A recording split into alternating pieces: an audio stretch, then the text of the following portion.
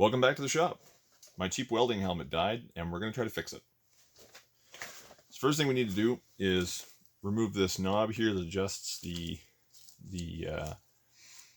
what do you call it? The darkness of the screen, the darkness of the lens. So that just pops right off. By the way, this is a Princess Auto cheapo welding helmet. Nothing to it. They're all pretty much the same from Harbor Freight or Tractor Supply or wherever you get them. Probably made in the same place. There's a little plastic nut on here. We'll unthread that.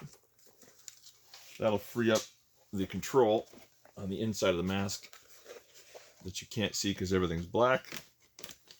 Right about there. That just falls out. On the front, we can pop out the lens protector. There's a couple little tabs in the back here. Right about here and here. Just push those and you can pop the whole lens assembly out like that. Take out the protective lens. Put that aside somewhere where it can definitely get scratched. And then inside here, there's a couple little clips. See if I can get you close enough to see. Yeah, kind of. Right about there. There's one on the opposite side too. All we need to do is pinch and twist the connectors to free the lens assembly. There's one, there's two, there's the entire lens assembly out of the mask. So now my understanding is that in here there's two 3-volt batteries. That's what we're going to find when we crack this thing open. These are not meant to be serviced, but I'm too cheap to buy a new one. So we're going to service it and take a chance to clean everything up because it's looking pretty skizzy. Anyway, let's take this up to my office and see if we can clean it up. Never mind, we're not going to do this in my office. Turns out my office is even messier than my workshop. So I've snapped off a new blade on my knife here, and we're going to just run along these welded edges here and see if we can get this open and free up that battery without cutting myself.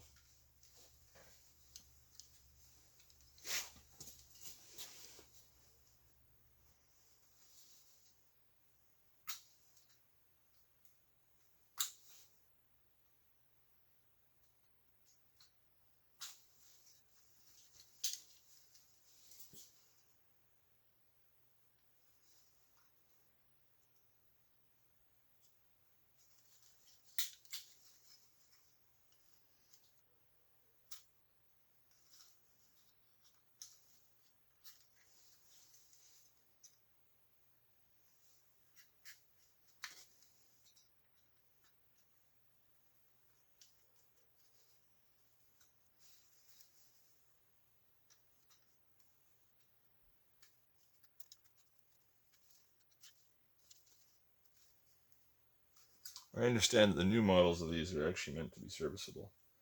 So you can actually replace the batteries when they fail. Which would be pretty cool. Mine is not that.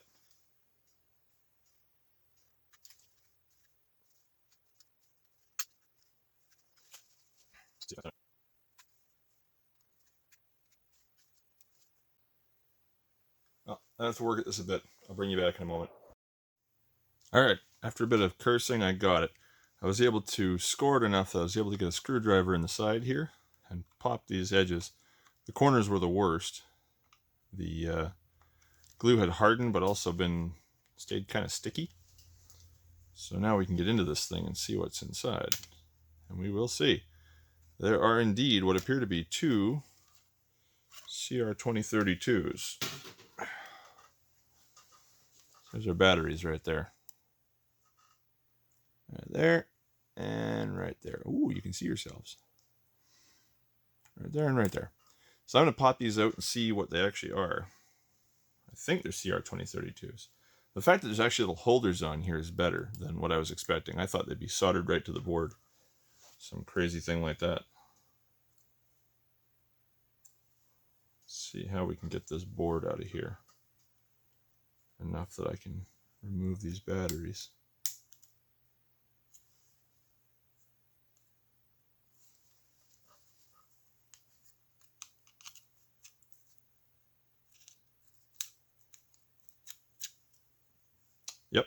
They are bone stock.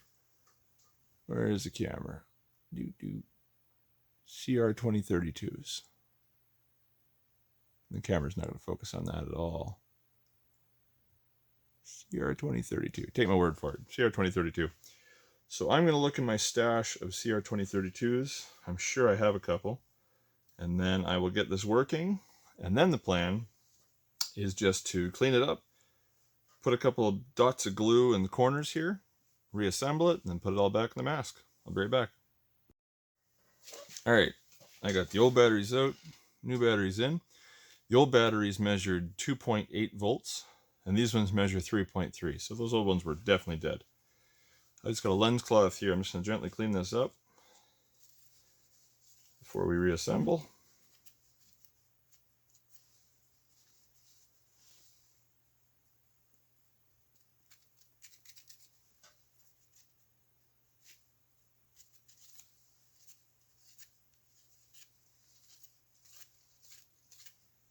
There we go.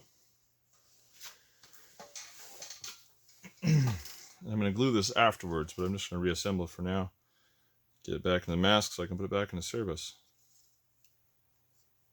It was not fun when I discovered my battery was dead. So when the battery's dead, the lens just doesn't dim. You end up getting a pretty much full brightness flash right in the face. Not fun. Alright. I wonder if I can trip this for you now in front of the lens here. I think it's going to be too shiny. Well, take my word for it, it works. Better yet, do it yourself. There. That's pretty good. I'm going to glue this. I'll be right back. Alright, I threw some glue on it, just in the corners. And let's reassemble it. And that'll be it. Job done. Let's see if I can do this so you can see what I'm doing. Probably not. Right. This goes in through the front. If I assemble it the right way, it'll work better.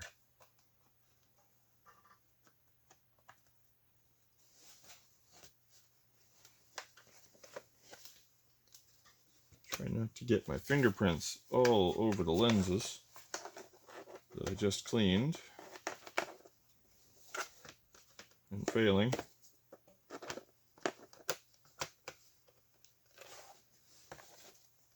Snap that back in place. We'll put the adjustment here, back where it goes. We'll put the little plastic nut back on there.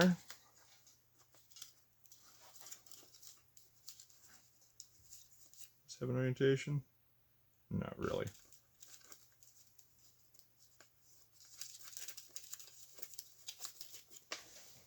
Just going to tighten that down a bit so it doesn't move.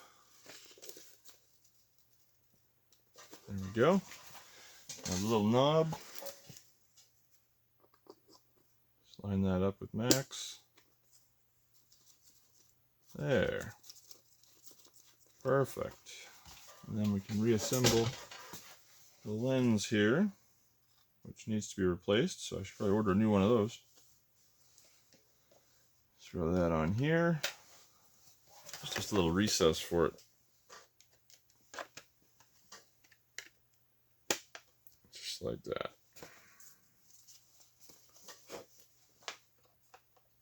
It snaps into the little holes there.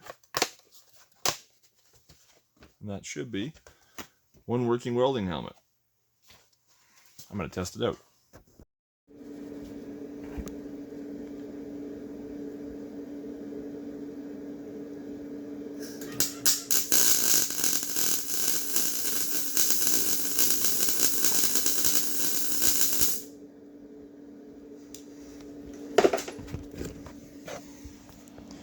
Well, I'd say that worked great. Good fix. So there's the $60 mask that I've had for probably 15 years, and hopefully now another 15. Hopefully this helps you fix your mask too. Later.